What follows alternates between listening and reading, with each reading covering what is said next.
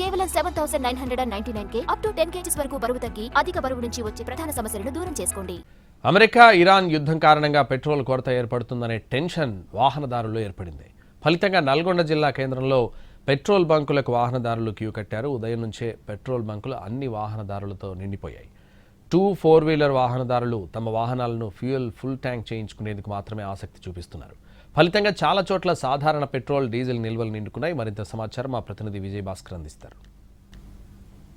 ఉదయం నుంచి కూడా నల్గొండ జిల్లా కేంద్రంలోని పెట్రోల్ బంకులకు వాహనదారులు క్యూ కడుతున్న పరిస్థితి కనిపిస్తుంది.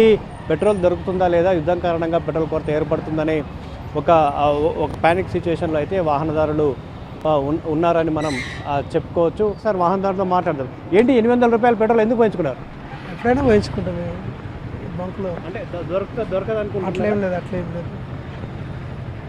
షార్టేజ్ ఏం లేదు, రెగ్యులర్ వేయించుకుంటాము. అదే తిరగడానికి కూడా ఉన్నది కదా, దొరకదో అనేసి ముందస్తు జాగ్రత్తగా వేయించుకుంటాం.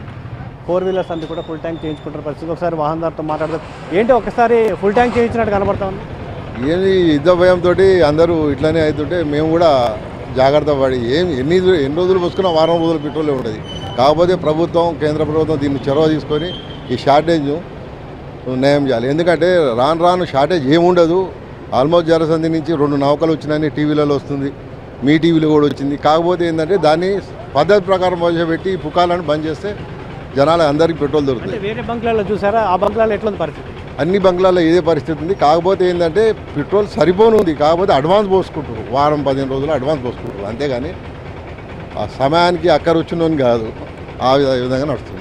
రాబోయే రోజుల్లో అందుబాటులో ఉండదు అనే ఒక పానిక్ సిచ్యువేషన్ నల్గొండ జిల్లా కేంద్రంలో వాహనదారులను ఆందోళనకు గురి చేస్తుంది. ఆందోళన నేపథ్యంలో పెట్రోల్ బంకులకి తరలి వస్తూ ఉన్నారు. తమ వాహనాలను ఫుల్ ట్యాంక్ చేయించుకుంటున్న పరిస్థితి కనిపిస్తుంది. చాలా పెట్రోల్ బంకుల్లో సాధారణ పెట్రోల్ అందుబాటులో లేదు. మరొక కొన్ని పెట్రోల్ బంకుల్లో డీజిల్ కూడా అందుబాటులో లేదు. ఉన్నదంతా కూడా వినియోగించే ప్రయత్నం అయితే చేస్తూ ఉన్నారు. మధ్యాహ్నం వరకు పెట్రోల్ వస్తుందని కూడా బంక్ నిర్వాహకులు చెప్తా ఉన్నారు. కెమెరామెన్ బాలుతో విజయభాస్కర్, ఎన్టీవీ, నల్గొండ జిల్లా.